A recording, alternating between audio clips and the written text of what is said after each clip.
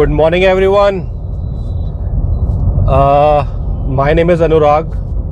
ये ज़रूरी है बताना. And you are watching my channel Financially Yours. और पिछले 2 दिन में मेरे पास जो सबसे ज़्यादा कॉल आए हैं वो रियल स्टेट में किसी चीज़ को परचेज़ करने के लिए नहीं आए. मैक्सिमम लोग ये पूछना चाहते हैं कि जो ओमिक्रॉन है उसका रियल स्टेट मार्केट पे क्या इम्पैक्ट पड़ेगा. So I think this is a very important concern and जिसको एड्रेस करना बहुत इम्पॉर्टेंट है. सो बेसिकली अगर मैं थोड़ा सा हिस्ट्री में जाऊं, जो हमने फर्स्ट वेव देखी या सेकेंड वेव देखी और now it's a third wave Omicron. So इसका पॉजिटिव इम्पैक्ट ही है रियल स्टेट मार्केट के ऊपर, राइट? क्यों है? जो लोग एंड यूज़र हैं, जो अपने खुद की कंजम्पशन या खुद की यूज़ के लिए घर खरीदना चाहते हैं, जिनको एंड यूज़र बोलते हैं, अगर वो इस पर्टिकुलर सिनेरियो में अपने लिए कोई भी प्रॉपर्टी फाइनल करते हैं तो प्रीटी गुड चांसेस कि उनको एक अच्छा डिस्काउंट मिल जाए. बहुत ज़्यादा की एक्सपेक्टेशन भी ना रखें, बिकॉज रियल स्टेट में इतना बड़ा करेक्शन तो पॉसिबल नहीं है. स्टॉक मार्केट काफ़ी ज़्यादा करेक्ट होती रहती है, बट रियल स्टेट में ज़्यादा करेक्शन का आपको चांसेस नहीं मिलेंगे. सो नंबर 1, जो एंड यूज़र हैं, अगर वो इस पर्टिकुलर सिनेरियो में अपने लिए कुछ भी फाइनलाइज करते हैं तो obviously they get some discounts और अच्छी डील भी मिल सकती है. रीसेल में कोई आपको अच्छी डील मिल सकती है, लाइक कोई किसी को पैनिक से सेल करना है तो वो भी मिल सकती है मार्केट के अंदर, राइट? सेकंड बात करते हैं कि हम इन्वेस्टर्स के लिए, तो उसके लिए मैं सेकंड वेव का एग्जांपल लेना चाहूँगा. उस समय भी यही था, काफ़ी लोग डाइसी थे कि यार हम इन्वेस्ट करें या ना करें, और मैक्सिमम लोगों ने डर के मारे इन्वेस्ट नहीं किया. मगर जो कुछ लोग थे जिन्होंने इन्वेस्ट किया,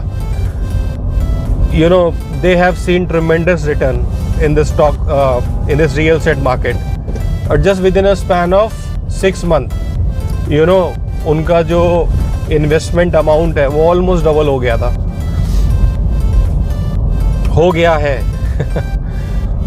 सो बेसिकली जब भी कोई एडवर्स सिचुएशन आती है तो उसमें हमेशा अपॉर्चुनिटी छुपी होती है, जिसको समझना बहुत इम्पॉर्टेंट है.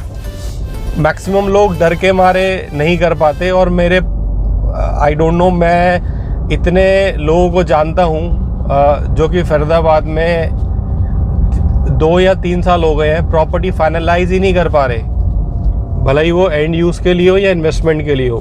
क्या रीज़न है? जब भी वो जाते हैं रेट बड़ा उनको मिलता है तो वो कभी परचेज़ ही नहीं कर पाते. इसलिए जब भी आपको अपॉर्चुनिटी मिले आप बाय कर लीजिए और अपना होराइजन रखिए 4 to 5 ईयर्स का. डेफिनेटली आपको भी उसका बेनिफिट मिलेगा.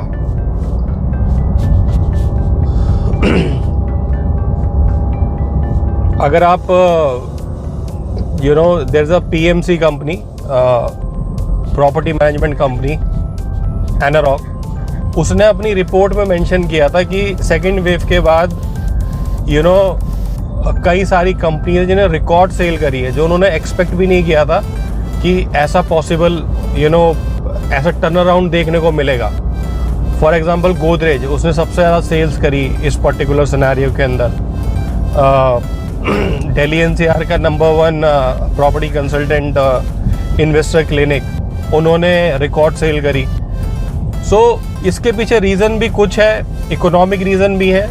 जैसे कि लोन है, जो हमारा होम लोन है, उसका इंटरेस्ट रेट काफ़ी कम हुआ. बिकॉज अगर मैं इंडिया की बात करूं, अगर आपको घर परचेज़ करना है, सो मैक्सिमम जो मिडिल क्लास कैटेगरी है वो बिना लोन के तो देखो प्रॉपर्टी बाय नहीं कर सकते, बिकॉज दे हैव इनिशियल एक अमाउंट उनके पास होता है 15 से 20%, बट बाकी के लिए उनको लोन की ज़रूरत पड़ती है.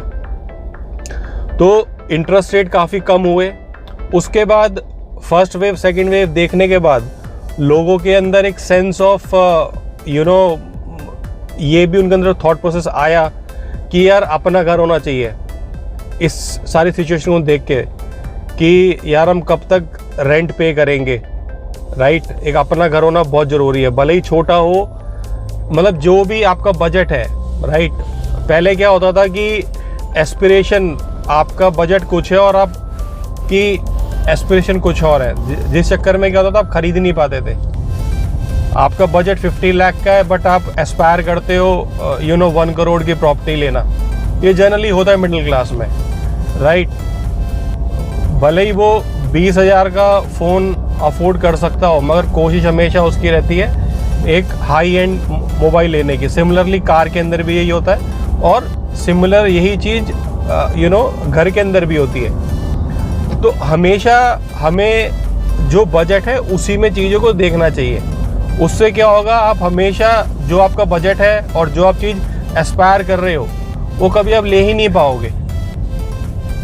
ये हर जगह चल जाएगा। कार में आप थोड़ा सा प्रेशर लेके आप थोड़ा सा अपना एक महंगी कार ले लोगे, मोबाइल ले लो, बट घर के अंदर चीज़ पॉसिबल नहीं है। यू हैव टू बी आपको अपने बजट के अंदर ही चलना पड़ेगा, राइट। सो मेरा मैसेज यही है सब लोगों को कि ओमिक्रॉन एक बहुत बड़ी अपॉर्चुनिटी है इन्वेस्टमेंट पॉइंट ऑफ व्यू से। और आपने खुद देखा है लास्ट 2 साल के अंदर, रियल एस्टेट की बात करूं या स्टॉक मार्केट की बात करूं, इतने ट्रुमेंडस रिटर्न जो पिछले 10 साल से नहीं बन रहे थे, राइट, वो 2 साल में ही बन गए। तो जो चीज़ें हैं वो बहुत ही फास्ट पेस से चेंज हो रही हैं। और अगर हम डिसीजन मेकिंग थोड़ा सा डिले करेंगे, देखो अगर आपको लेना है तो आप उसको फाइनलाइज करो, आप लिंगर ऑन मत करो। जैसे मैंने पहले ही बताया, कई सारे ऐसे इन्वेस्टर हैं जो 2-3 साल से घूमे ही जा रहे हैं, खरीद नहीं पा रहे। उसका रीज़न ये है कि जो चीज़ उनके बजट में आती है वो उनको लेनी नहीं है। फॉर एग्ज़ाम्पल आज के टाइम में भी कई ऐसे प्रोजेक्ट्स हैं, अगर मैं प्लॉट्स की बात करूं तो उनमें आज भी रेट आपका 22,000 रुपये गज, 24,000 रुपये गज का चल रहा है, राइट। नहीं यार, वो अभी दूर है ना, वहाँ पे अभी कनेक्टिविटी नहीं है। जहाँ पे सब कुछ रेडी है, जहाँ पे कनेक्टिविटी अच्छी है, वहाँ पे रेट पहुँच चुका है आपका 60,000 रुपये गज, 80,000 रुपये गज। या फिर BPTP के आप डिस्ट्रिक्ट की बात करो, अभी उसने फेज़ 2 लॉन्च किया है समवेयर अराउंड 95,000 पर स्क्वायर यार्ड। सो इमेजिन आपके पास जो बजट है आप उसी के अंदर वही चीज़ खरीदो, अदरवाइज आप खरीद ही नहीं पाओगे कुछ भी।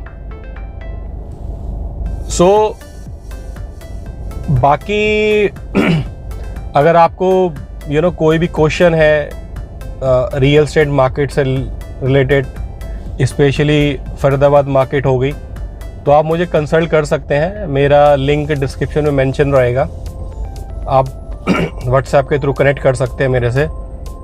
एंड सबसे इम्पॉर्टेंट बात यह है कि चैनल को सब्सक्राइब करें, आप लोगों का मोटिवेशन बहुत इम्पॉर्टेंट है।